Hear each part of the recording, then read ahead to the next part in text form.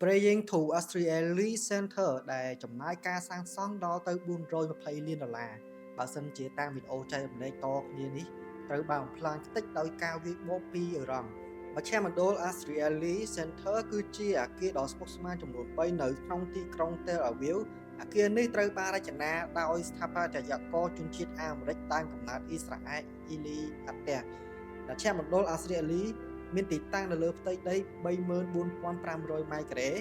នៅក្នុងទីក្រុង Tel Aviv ប្រទេសអ៊ីស្រាអែលដែលពីមុនគេប្រើប្រាស់ជាចំណតឡានដឹកទំនិញរបស់ក្រុង Tel Aviv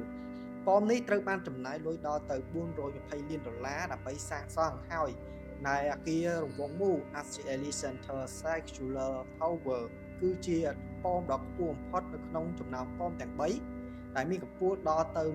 187 ម៉ែត្រការសាងសង់ប៉មនេះត្រូវបានចាប់ផ្ដើមនៅឆ្នាំ1996ហើយត្រូវបានបញ្ចប់នៅឆ្នាំ1999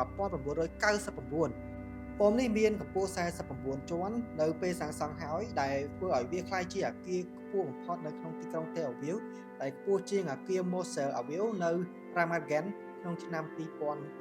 ប៉មរាងការ៉េមានជាន់នីមួយៗមានទំហំ1520 ម៉ែត្រការ៉េអគារ Australia Center Swore Tower ត្រូវបានបញ្ចប់នៅខែមិថុនាឆ្នាំ2007ប៉មនេះមានកម្ពស់42ជាន់ដែលមានកម្ពស់154ម៉ែត្រ